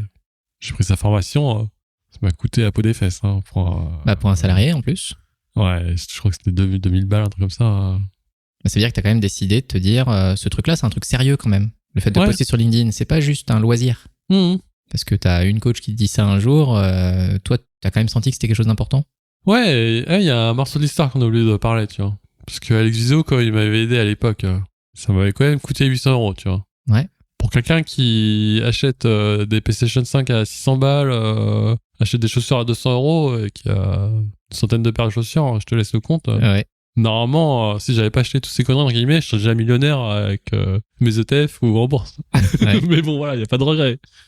Et donc, le truc aussi qui s'est passé, c'est que comme moi, je coach l'équipe, j'ai commencé un peu à changer dans mon état d'esprit. Je me suis dit, j'ai envie de progresser. Pour progresser, c'est OK de payer des coachs, en fait. Ouais. Donc voilà, c'est pour ça que les 2000 € pour Thibaut, lui, je pense que mes potes, ils ont dit, mais qu'est-ce que tu branles, enfin, t'es fou, enfin, c'est même pas de la tech, c'est même pas agité. Mais c'est vrai que ce que tu dis est important, c'est que la logique d'investir en soi est pas quelque chose qui est si répandu que ça, au final. Alors, dans le monde de l'entrepreneuriat, au final, si, parce que t'as pas le choix. Mais dans le monde, on va dire, normal, global, vu qu'il y a un système de formation où, tu vois, les gens sont plutôt en attente, que soit que l'entreprise leur donne, ou il y a le CPF, ou j'en sais rien. Les gens payent plus, en fait, les choses. C'est un petit peu comme le système de santé, hein, d'ailleurs. On attend toujours, est-ce que c'est remboursé, pas remboursé. Le fait d'investir en toi sur quelque chose que tu as choisi et que tu n'as pas besoin d'avoir la permission de quelqu'un, bah, c'est assez différenciant. Non, clairement. Et le truc que je voulais dire, c'est qu'au final, écrire en ligne et tout, j'adorais, en fait. J'adorais. Avant, je passais ma vie à... Parce que oui, il y a aussi ça. Parce que quand tu écris en ligne, tu te fais défoncer. Bah, ça va dans les deux sens, quoi. J'ai pas envie d'aller là-dedans, excusez-moi, on peut peut-être en parler plus tard. Mais juste le fait, tu vois, qu'au lieu de jouer 5 heures par jour à des jeux, c'est OK, mais je l'ai fait pendant 15 ans. Là, je prends du temps à écrire, à poster sur Internet. Ça m'amusait, en fait. Ça m'amusait, mais moi, toi, ça me donnait un peu de clarté dans mes idées et je trouvais ça cool. Enfin, ça m'amusait vraiment, j'aimais bien. Donc, tu vois, sortir 2000 balles pour faire une formation. Pour faire quelque chose que t'aimes bien, au final, c'est pas si mal. Hein. Y a pas de souci, en fait. Mais je te rejoins sur le fait que écrire, bah, tu vois, nous, on se connaît de la communauté. Moi, j'ai un blog. Quand j'ai ouvert ce blog-là, c'est plus parce que je voulais enlever des choses de ma tête et les poser quelque part. Mais je me rappelle aussi que mon premier article que j'ai posté, en plus, c'est sur mon site. Donc, c'est-à-dire que si les personnes tapent même pas l'URL, ils tombent même pas dessus. Mais même ça, moi, j'ai eu des sueurs froides quand j'ai appuyé sur publier. Et l'article, il fait, je sais pas, 50 lignes, quoi. Enfin, c'est un truc tout petit. Moi, franchement, quand je regarde des fois cet article, je me dis, c'est fou. À quel point on peut se faire des idées de quelque chose qui est mis à l'extérieur, alors qu'en fait, c'est rien du tout. Quand tu vois maintenant les posts que tu fais, au moins les articles que j'ai commencé à faire sur mon blog, ça n'a rien à voir. Par contre, le travail d'écriture, c'est super structurant pour ces idées. Ça aide énormément pour ensuite l'expression. Et ça t'aide à poser tes idées et à clarifier la direction que tu veux prendre. Ouais, clairement. Mais l'écriture, c'est trop fort. Et en plus... autant en vidéo et en audio, si t'es bon orateur ou t'as du charisme, je trouve que tu peux feinter, tu vois. L'écriture, j'ai l'impression que tu peux quand même lire en diagonale et tu peux voir un peu si les gens sont pas sincères ou pas. C'est mon avis à moi. Hein. Ouais, bah c'est une vision, hein, encore une fois. Et c'est pour ça que j'aime bien l'écriture et c'est comme ça que je me suis identifié à des personnes pour voilà. Donc voilà, je fais la formation de Thibaut, lui. Donc sa formation, c'était quoi ? C'était apprendre... C'est pas qu'il y ait LinkedIn en fait, c'est créer son propre média. Ok. Je dis ok, moi de toute façon moi j'ai déjà fait des vidéos et tout, pourquoi pas, on va voir. Moi c'était avant tout pour LinkedIn, mais voilà. Donc je rentre dans sa formation là, j'ai pété un câble Olivier. Pourquoi j'ai pété un câble ? J'étais avec des gens que j'ai rien à faire avec eux en fait. J'avais Anouk et Lisa qui ont créé la boîte Dijo. Anouk et Lisa, pour les gens qui savent pas, ils sont passés sur Qui veut être mon associé sur M6. Ils font entre 1 et 2 millions de chiffre d'affaires, tu vois. Enfin, je suis avec ces gens-là, tu vois. Moi, je suis bonjour, je suis salarié. Je vais mourir sur LinkedIn, tu vois. Et bah. Moi, j'aime bien écrire, voilà. Je me retrouve avec ces gens-là, tu vois. Je me suis retrouvé avec un gars que tu connais bien, Jérémy Coleman. Le mec, il a sa boîte de coaching et tout, il fait 2 millions de CA. Qu'est-ce que je prends là, tu vois. Enfin, au départ, je me suis dit, ok. T'as été bien entouré, en tout cas.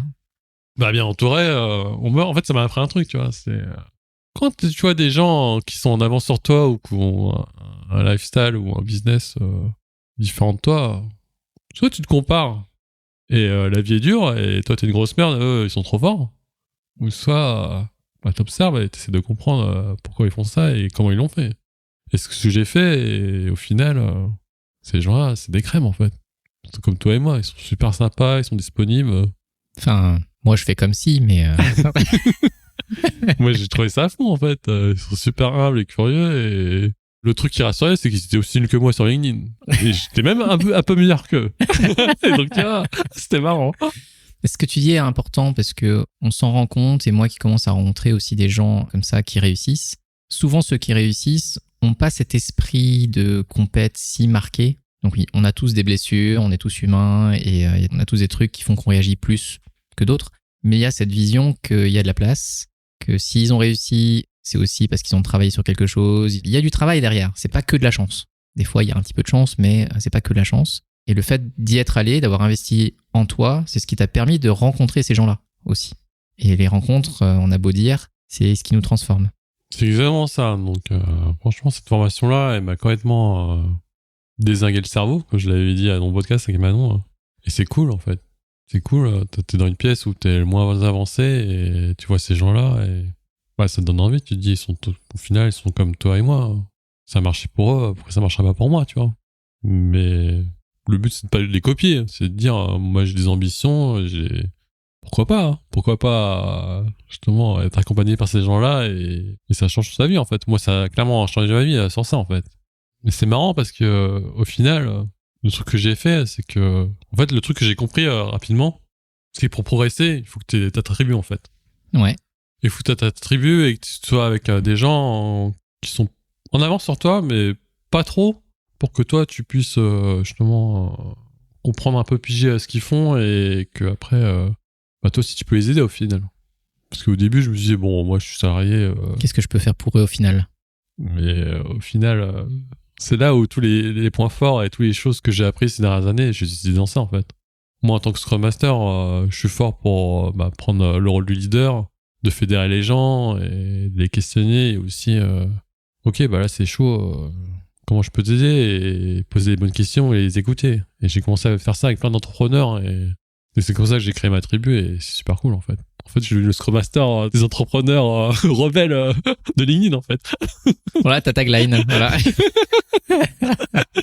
Et c'est comme ça que voilà, j'ai créé ma tribu à cercle d'une dizaine de personnes et c'était cool. Et le truc qui m'a fait marrer, c'est qu'à un moment donné, comme j'étais fort pour lier les gens et créer du lien, et à un moment donné, tu vois, quand les gens ils me demandaient moi j'ai un client qui me paye pas, ça me fait chier.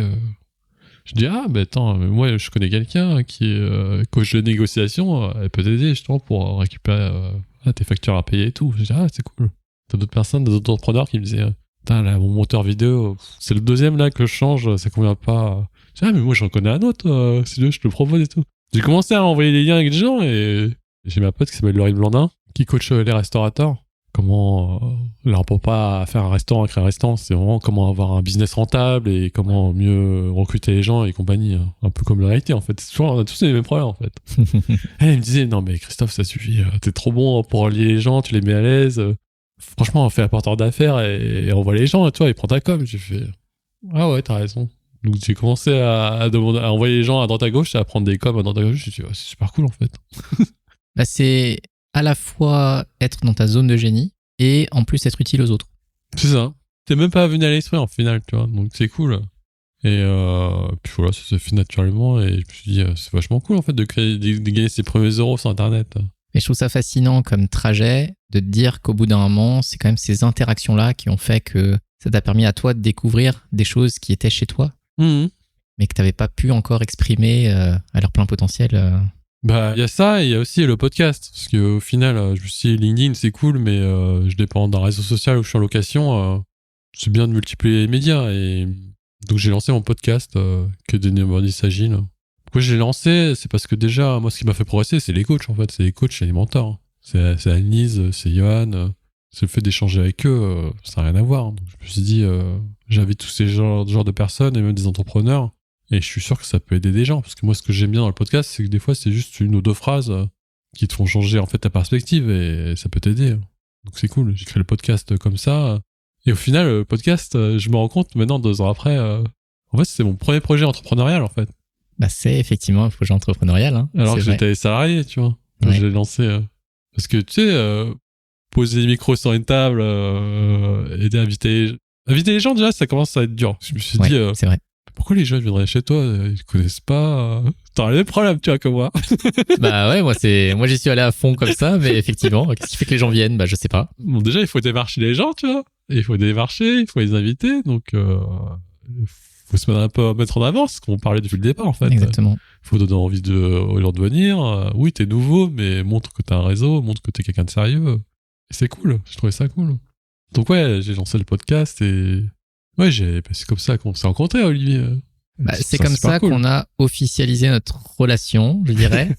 Quand je dis officialisé, ça fait un peu bizarre. Mais il y a plus, comment est-ce qu'on l'a rendu réel? Ouais. Parce qu'avant, on se côtoyait et dans la communauté agile, on croise plein de gens. Ouais. Et on les voit de loin. Donc toi, tu étais venu dans un événement que moi j'animais. On se connaissait de loin, mais quand on a une conversation en plus en podcast, c'est différent. Parce qu'il y a une sorte d'intimité qui se crée et une vraie relation qui démarre. Et effectivement, et merci pour ça. Alors, je te dis merci maintenant parce que tout ce que je fais aujourd'hui, c'est en grande partie grâce ou à cause de toi. Ça, je ne sais pas encore lequel je dois utiliser. Mais c'est vrai que quand on a échangé la première fois sur le podcast, c'est ça qui a créé une connexion qu'on a aujourd'hui et qui fait qu'on se voit tous les mois. Ouais, c'est super cool. Et ça, je trouve ça effectivement assez extraordinaire dans le monde du réseau et du média. C'est cette capacité à créer des relations avec des gens où tu aurais jamais pensé que tu crées cette relation avec eux, quoi. Enfin, moi qui commence à poster un peu sur LinkedIn maintenant, il y a des gens qui réagissent chez moi et puis des fois on discute alors qu'on se connaît pas. Il y a des gens que je connais depuis beaucoup plus longtemps avec qui je discute pas de la même manière, quoi. Il y a une connectivité, une connexion en fait qui se crée avec des gens parce qu'on est dans le même monde et on comprend les mêmes choses, quoi. C'est ça. Donc tu vois, pour accrocher les wagons et retourner un peu dans le thème du podcast, clairement, prendre la parole sur Internet, ça a changé ma vie. Hein. Et en bien. Et en bien plutôt, ouais. En bien, ouais. Et donc, on a fait un petit trajet où on voit qu'aujourd'hui, voilà, tu es entouré de super belles personnes, que tu crées ta propre tribu pour continuer à avancer, que tu fais un peu plus de ce que tu aimes aussi. C'est quoi tes projets actuels? Du coup, je suis passé dans l'entrepreneuriat. Et donc, au bout d'un moment, effectivement, tu étais entrepreneur dans l'esprit, mais maintenant, tu as même le statut d'entrepreneur. Tu y vas un peu plus pleinement? Bien sûr. Moi, j'y vais de façon humble et modeste, entre guillemets. Moi, je dois mon métier de Scrum Master. Ça fait 6 ans que je le fais. Je pense que je suis pas encore au bout du chemin et que je peux encore progresser et je peux voir d'autres contextes justement pour apprendre. Donc moi, je vais continuer sur ça. Je vais continuer à Scrum Master et il n'y a pas de souci. En plus, je vais voir d'autres équipes et d'autres boîtes, d'autres contextes, d'autres merdes. Ah ça c'est sûr, ça vient avec. Mais aussi d'autres personnes où... Parce qu'au final, les voyages ou l'entrepreneuriat ou ligne et tout, moi, ce qui me passionne, c'est rencontrer les gens, en fait. Mm-hmm. Et je vais continuer ça et c'est super OK. Après, je raisonne aussi maintenant en termes de business. C'est que je vais pas dépendre non plus que du business de Scrum Master. Je vais essayer de développer d'autres trucs. Donc, j'ai déjà commencé avec le podcast à le monétiser avec un sponsor et tout. Je pense que je peux continuer à développer ça. Et puis voilà. Et puis, je peux te lancer un produit digital. En tout cas, c'est plein de teasers. Il y a plein de choses en fait. Tu vois, et en fait, je vais tester. Parce qu'en final, ce que j'ai appris depuis 2 ans sur Internet, c'est monétiser son savoir. Et ça, pourquoi je te dis ça, c'est que moi, j'étais prêt à payer des gens comme Alex, Thibaut, ou même Caroline Mignot, qui m'a formé pour créer le podcast aussi. Mm-hmm. En fait, si moi, je suis capable de payer ces gens-là pour que je kiffe ma meilleure vie et que je progresse, il y en a d'autres que je pourrais inspirer et qui sont prêts aussi, que je suis prêt à facturer, tu vois. Donc ça, c'est nouveau pour moi. Et c'est important, hein, ce rapport à l'argent, et de comprendre que c'est un service qui est rendu. Et aujourd'hui, tu excelles dans ce que tu fais, à la fois dans ta capacité à relier les gens, toi te relier aux gens et de les relier entre eux. Et ça a de la valeur. Ça a de la valeur. Et au final, maintenant, c'est marrant. Je me faisais la réflexion hier. Hein. En fait, ce que j'aime bien, c'est toujours être un débutant, en fait. C'est de repartir de zéro et de me prendre des claques et apprendre et progresser, en fait. Comme un projet agile, en fait. Mon projet entrepreneurial, c'est un projet agile, en fait. J'itère, j'avance et je prends les feedbacks et je m'améliore. Tu vois, là, je te disais, je continue mon tas de Scrum Master. Mais c'est pas si facile que ça, en fait. Parce que là, c'est à moi d'aller chercher les gens. C'est à moi de prospecter. C'est à moi aussi de choisir quel genre de clients j'ai envie de voir et ceux que j'ai pas envie de revoir. Donc, il faut savoir se vendre, il faut savoir conclure avec un client. Enfin, c'est nouveau et moi, j'ai débute dans ça et c'est marrant. Hein. La différence que tu as peut-être par rapport à d'autres entrepreneurs, c'est que dans le monde de l'agilité, on a un petit peu plus structuré la manière dont on gère l'incertitude. Ouais. Et ça, c'est un gros avantage. C'est-à-dire que quand on voit dans le monde entrepreneurial, quand les gens disent « Ok, done is better than perfect », tu vois, tous ces trucs-là, il vaut mieux agir plutôt que d'analyser, etc. Nous, on le sait parce que c'est dans la démarche en elle-même. C'est vrai. Et des fois, juste poser des mots sur les choses, ça nous donne des stratégies qui nous permettent d'être plus efficaces. C'est vrai. Et donc aujourd'hui, Christophe rentre dans le monde de l'entrepreneuriat, mais armé comme je ne sais quoi. Donc tu as vraiment tout ce qu'il faut aujourd'hui pour réussir. Et c'est vraiment, moi, c'est vraiment ce que je te souhaite. Et ce que je pense tout le monde te souhaite. Ouais, et si tu veux, on peut aller plus loin sur ça. Hein. Ça me fait peur, en fait. En fait, il y a plein de gens qui me disent ça te fait pas peur de pas trouver de clients ou de pas avoir source de revenus. Au final, tu sais, c'est quoi qui me fait le plus peur?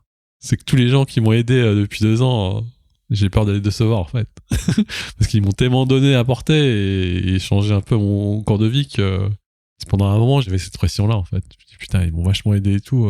Si je réussis pas ou que je retourne dans CDI, c'est la honte. Tu vois. Bah, tu penses qu'ils ont cette attente de toi? Mais non, ils ont pas cette attente-là, mais c'est croissant. Mais comme je te dis, je débute. Donc, toi, tu te poses toutes les questions possibles, imaginables. Et oui, tu restes dans le doute et tu te crées de nouvelles incertitudes et c'est ok. Mais j'ai du mal à repasser cette idée-là. Ça paraît un peu con, mais au final...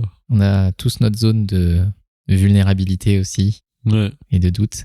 Et c'est la beauté de la chose, c'est qu'il y a un moment donné où tout ce que tu faisais, c'était de l'entrepreneuriat d'une certaine manière, et peut-être que là où tu étais, parce qu'on oppose souvent salariat, freelance, etc., mais en vrai, c'est pas tellement ça qui est important, c'est quelles sont les barrières aujourd'hui qui t'empêchaient de pouvoir t'éclater et t'envoler. Donc aujourd'hui, tu vas tester une nouvelle expérience de liberté qui vient avec ses dangers, et après, tu vas voir. Et en même temps, tu y vas pas sans rien. Tu vois, c'est vraiment, et ça c'est important, t'es entouré, t'es soutenu, et pas soutenu que par des gens proches, tu vois, que sur LinkedIn, sur les réseaux, il y a aussi quelque chose qui t'entoure. Et je trouve que c'est ça la beauté d'un changement qui est un petit peu assuré, tu vois. Tu peux faire des petits pas sans avoir à devoir sauter, tu vois, au-dessus du ravin, quoi. Là, tu fais des petits pas, t'as des gens autour de toi qui ont fait un pas de plus, et avance avec ces gens-là, tu vois, parce que seul, on a plus peur que quand on est avec des gens, quoi. Bah oui, c'est quoi le proverbe? C'est seul on va plus vite, mais ensemble on va plus loin. Ouais. C'est con, hein, mais c'est la vérité en fait. Bah, c'est souvent ça, ouais. Bah super. Christophe, ce que je te propose, c'est qu'on fasse un petit arrêt sur toute ta vie, toute cette histoire de changement que je trouve vraiment top. Merci pour ce partage. Et on va passer à la petite dernière section que je te propose. Comme tu as pu le voir avant que on démarre, j'ai préparé des cartes pour toi, qui sont sur le côté, qui sont des questions un peu plus ouvertes, que j'ai présélectionnées, bien sûr. Ça marche. Donc il y a 2 paquets, on va passer les 2 paquets, mais on va pas tout faire. Ce que je vais te proposer de faire, c'est de prendre ce premier paquet, tu vas mélanger les cartes, et ces cartes-là sont orientées sur l'année passée. C'est des questions sur l'année passée. Donc ce que je te propose, c'est de sélectionner une carte, au hasard, celle que tu souhaites, de la lire, et puis après d'y répondre. Revenons sur l'année écoulée. Ta question, c'est quelle a été ta meilleure décision? Bah, ma meilleure décision, c'est d'avoir posé ma dème et d'être passé dans l'entrepreneuriat, clairement. Et qu'est-ce que ça fait? Bah, comme je t'ai dit, ça a créé un peu d'inquiétude sur plein de choses, mais ça m'a donné aussi un peu de liberté, en fait. Un poids qui se libère, en fait. C'est marrant ce que tu dis parce que je me rappelle qu'une des premières fois où j'ai posé ma dème, j'ai vécu exactement la même chose. Quand tu poses la dème, tu poses un poids avec. Et quand tu t'en vas, t'as l'impression que tu vois, t'as laissé ça. Et tu t'envoles vers autre chose, quoi. Donc, pour revenir dans le thème du voyage, c'est comme si j'allais visiter un autre pays, en fait. Ou même une autre planète. Ou une autre planète. Effectivement. Donc c'est vraiment, cette année, c'est vraiment l'année du passage, quoi. Ouais. Autre chose. Parce que même si je l'ai préparé depuis un an, entre passer à l'action, le penser et le faire, c'est pas pareil. Ah bah, on imagine plein de choses, puis quand tu le fais, tu fais « Ah, ça ressemble à ça ». Comme un projet agile. Hein. Exactement. Tu peux passer 20 ans à faire le cahier des charges, si au final tu lances jamais ton produit et que tu le testes pas, tu sauras jamais. C'est sûr. Donc la meilleure décision, c'est d'avoir quitté le salariat et de démarrer à l'entrepreneuriat, clairement. Ok, super. Ce que je te propose maintenant, on va rester dans le même paquet, c'est que tu vas en prendre 2. Tu vas nous les lire toutes les 2 et tu vas décider à laquelle tu as envie de répondre. Alors, la première, c'est sachant ce que tu sais maintenant, qu'aurais-tu fait différemment? Ok. Les gens ne le voient pas, mais il y a une petite moue. Ouais, ça me dit rien. Quelles sont les 3 choses qui t'ont donné le plus d'énergie cette année? Ouais. Ça me parle mieux, ça. Ça te parle plus? Ok, partons sur ça. Les 3 choses qui m'ont donné le plus d'énergie, la première, c'est d'avoir passé mon podcast en vidéo sur YouTube. Ok. Qu'est-ce que ça a changé? Bah déjà, ça libère un blocage. On en avait parlé un peu tout à l'heure. Écrire sur LinkedIn, c'est cool. Avoir un podcast, c'est cool aussi. Par contre, mettre sa tête oui, je te rejoins. Sur Internet, C'est un autre délire. Hein. Et c'est surtout que tu la mets pas une fois et ça s'en va. C'est que ça reste. Ça reste. Et moi, je vois tous mes défauts. Tu vois, il y a des gens qui les voient pas. Il y en a qui aussi qui le voient. Je vois tous mes défauts et je peux te dire que la première fois, c'était super compliqué. Hein. Ouais, je comprends. La première fois, c'était quand? C'était au mois de mars. Ouais, donc c'est vraiment cette année. C'est vraiment cette année. Hein. Et pourquoi ça m'a donné plus d'énergie? Parce qu'en fait, le fait d'avoir passé mon podcast en vidéo, ça m'a ouvert encore plus de portes. Il y a des gens que j'ai rencontrés que je pensais pas croiser et ils avaient déjà vu ce que je faisais sur LinkedIn, ils avaient déjà vu mon podcast audio et le fait de le passer en vidéo, il y en a un qui m'a dit direct, il m'a dit ce gars il est fou, faut que je le rencontre. Et ouais, franchement, et ça m'a vachement donné d'énergie parce que comme je te disais, c'est un peu une aventure entrepreneuriale et ça a donné encore un coup de boost, quoi. Un coup de boost, mais aussi une nouveauté en fait, une nouvelle curiosité et un nouveau projet où il faut s'améliorer. Donc ça fait partie des choses qui m'ont donné beaucoup d'énergie cette année. Hein. Ouais, est-ce qu'il y a autre chose qui te vient à l'esprit? Bah les rencontres. Hein. J'ai parlé un peu de tribu. Cette année, clairement, toute l'audience que j'ai créée, ma tribu que j'ai créée depuis 2 ans, cette année, ils m'ont donné encore beaucoup d'énergie cette année en fait. Et ça change tout en fait dans le quotidien. Et quand je dis donner, c'est aussi moi aussi, je les aide, tu vois. Et on se partage les victoires et les défaites, tu vois. Et pour donner un peu une image et pour te mettre un peu mal à l'aise, tu vois. Comme tu fais partie de ma tribu. Ah, c'est gentil de le savoir. Bah, oui, mais moi, quand j'échange avec toi, ça me donne de l'énergie, en fait, tu vois.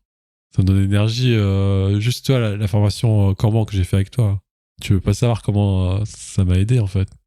Parce que, tu sais, c'est toujours pareil, ça fait 6 ans que je fais d'agilité. C'est dur un peu des fois de se renouveler. Et le fait d'avoir fait cette formation-là avec une chose que je pensais connaître mais qu'au final je connaissais pas, cette méthode. En plus j'ai beaucoup aimé. Hein. Et ça m'a vachement boosté et donné de l'énergie. Tu vois. Tu t'en avais pris plein la tête. Hein. 4 jours, c'est long. Ouais, je pense que je maîtrise pas encore, mais tu sais, j'y retourne souvent et tu vois là, je vais démarrer une mission au mois de décembre, tu vois. Je vais tester en fait. Et c'est cool. Dans un nouveau contexte et c'est vachement bien. Donc ça m'a beaucoup d'énergie. Hein. Des gens comme toi qui donnent et que moi aussi j'aide, tu vois.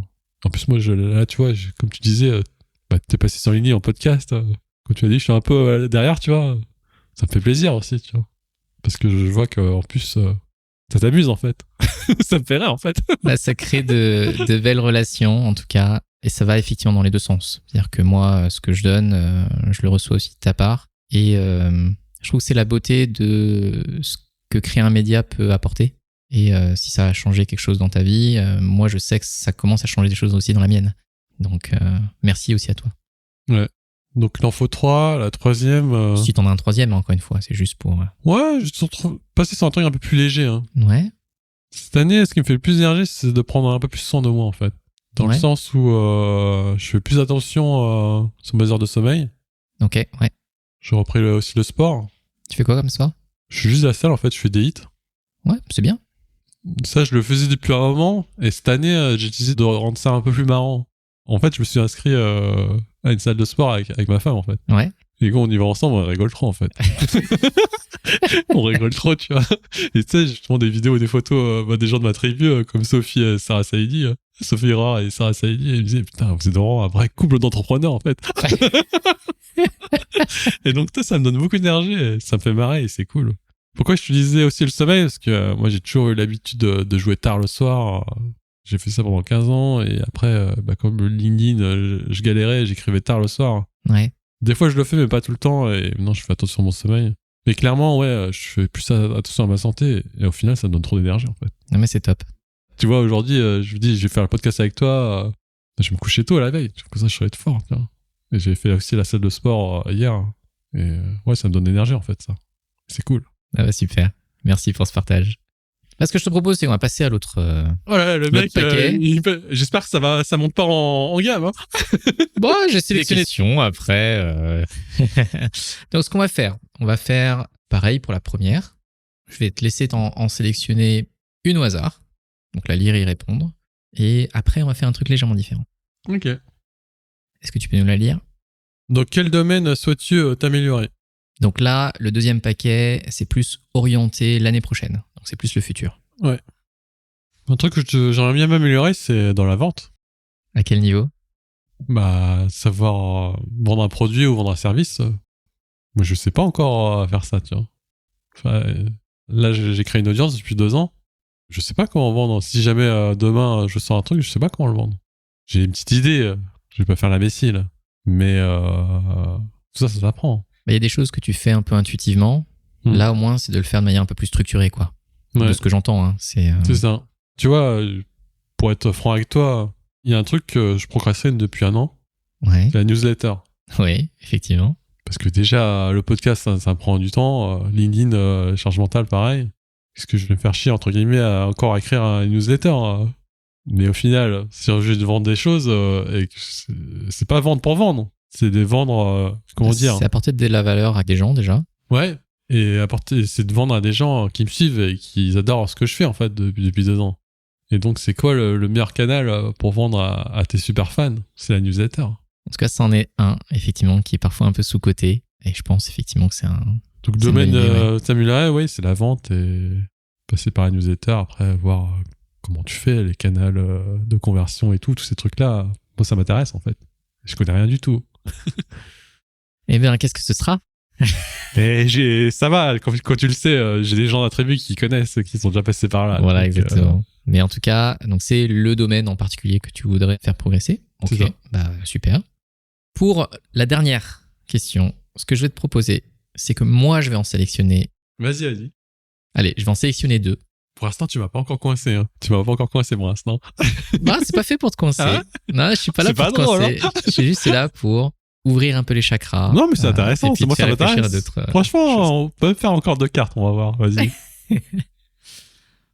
Alors, la première, c'est à quoi souhaites-tu consacrer moins de temps?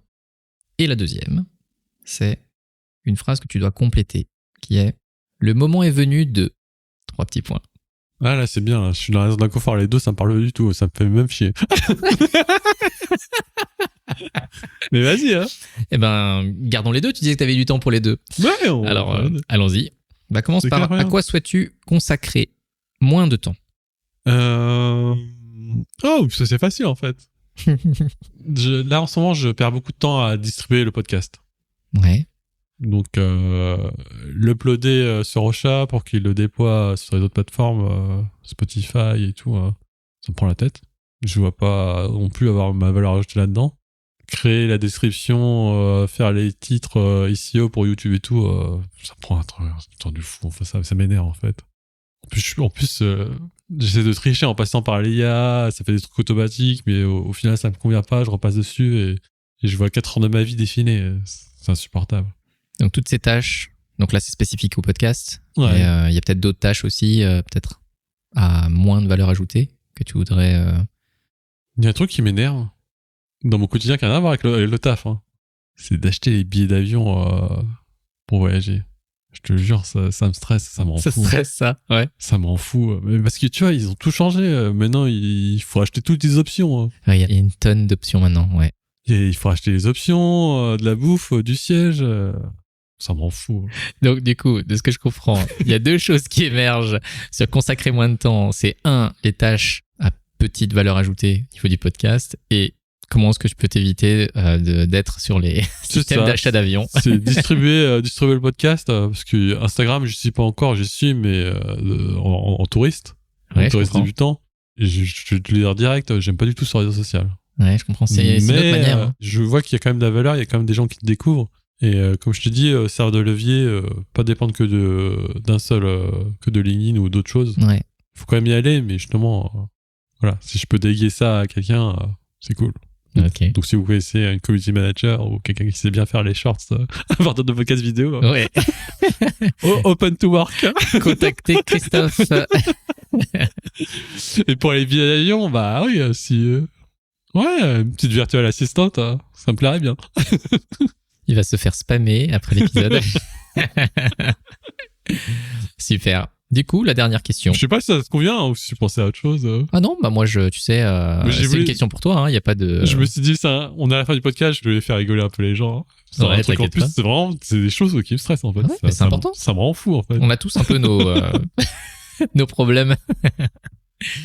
Du coup, cette dernière question, moi je l'aime bien parce qu'elle est ouverte. Donc comme je te disais, le moment est venu de... C'est quoi le premier truc qui te vient à l'esprit pour l'année prochaine? Alors là, j'allais te dire, le moment est venu de lâcher les poids, de se lancer dans le vide. J'ai plutôt cette image-là, en fait. Ouais, c'est la première chose qui vient à l'esprit, ouais. Bah, comme je me lance dans l'entrepreneuriat, je pense que je dois sûrement avoir des blocages, tu vois. Mais j'en ai clairement, tu vois. Juste faire de la prospection de gens et tout, enfin, c'est nouveau pour moi et des fois tu te prends des claques ou t'as pas de réponse. Oui, ça peut être pesant. Donc le moment venu, c'est de tester, de te prendre des claques, de te faire rejeter et quand ils apprennent d'avancer. C'est un peu bateau, mais ouais, je pense que c'est ça, ouais. Je pense que là, je suis à un moment de ma vie où déjà en postant déjà sur internet, en prenant par sur internet, je dépends plus du regard des autres ni de la permission des gens. Ce qui est déjà pas mal. Je trouve ça super cool. Mm-hmm.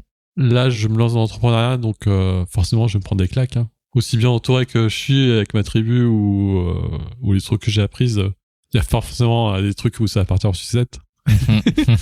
Et donc, je pense qu'il faut accepter ça et c'est comme ça qu'on grandit et qu'on apprend. Donc ouais, je pense que c'est le moment de se détacher un peu du stress de tout ça en fait. Et d'accepter que je vais me prendre des claques et c'est pas confortable, mais c'est ok. Ça fait partie du chemin. Ça fait partie du chemin et j'espère que tu seras là pour me le rappeler. Quand des fois, ce sera dur de me rappeler que tout ça, c'est une vaste blague et que... Tu sais bien que je serai là, quoi qu'il arrive. Et qu'on avancera et puis voilà, c'est pas grave. On se relèvera, comme j'ai toujours fait. C'est ça. Merci beaucoup, Christophe. C'était très cool. Merci pour tes partages. S'il y a des personnes qui veulent te contacter et continuer la discussion autour des billets de train et du podcast, comment est-ce qu'on fait pour te contacter ? LinkedIn, hein, Christophe Chen. Donc, LinkedIn. Tapez Christophe Chen Scrum Master, je pense que je serai en tête de la recherche. T'as déjà tout optimisé, c'est ça ? Je pense qu'il n'y en a pas beaucoup. Il n'y en a pas beaucoup. En tout cas, merci de nouveau pour tout, pour ce moment-là, ensemble. Attends, moi je vais avec un autre truc. Est-ce que je peux sortir une carte pour toi ? Il reste plus beaucoup, mais vas-y, sors-en une si tu veux. Attends, moi aussi j'ai envie de me marrer un peu, attends. Allez, vas-y. Je les connais donc en plus. Ah ouais ? Ouais, pourquoi c'est la même ? Alors ça veut pas dire que j'ai la réponse, mais j'en connais une. Ah tiens, je les connais, ouais. Cool. Qui voudrais-tu remercier, Olivier ? Pas moi. Ah bah merde, j'avais déjà mon... C'est trop facile. Sur l'année écoulée, qui voudrais-tu remercier ? Quand j'ai hacké ton podcast ? Ouais, je vais quand même le faire, parce que t'es la première personne qui me vient à l'esprit. Et je vais le faire quand même parce que on a beau se le dire, c'est quand même quelque chose qui est important, parce que dans le monde du changement, et c'est bien le thème du podcast, je me rends compte moi-même que c'est surtout une aventure humaine.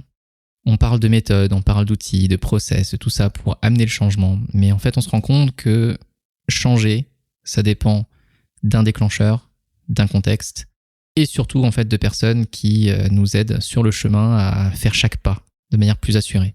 Et cette année, en tout cas parce que c'est la question, c'est surtout cette année, si tu n'avais pas été là, on ne serait pas là. Tous les deux à discuter, j'aurais pas rencontré toutes les belles personnes que j'ai rencontrées. Peut-être que j'aurais un peu plus d'énergie là en ce moment, parce que à force de lancer toutes les choses que je lance, c'est compliqué. Mais c'est une aventure que je réussis à apprécier parce que je sais que tu es à mes côtés, parce que je sais que c'est un jeu et que ça peut créer le futur qui me correspond mieux. Donc voilà, tu es la seule personne qui me vient vraiment en tête là par rapport à cette question. Ouais, je suis touché, merci à toi. je voulais hacker ton podcast et finalement... Je te l'ai renvoyé. Le gars est trop fort. Je suis chez moi. Mais voilà, sincèrement, merci beaucoup pour ce moment ensemble. Et puis, à la prochaine. Merci à toi, Olivier. Et n'oublie pas de mettre 5 étoiles sur Spotify, c'est un peu le podcast d'Olivier. Merci pour ce rappel. Salut. Salut.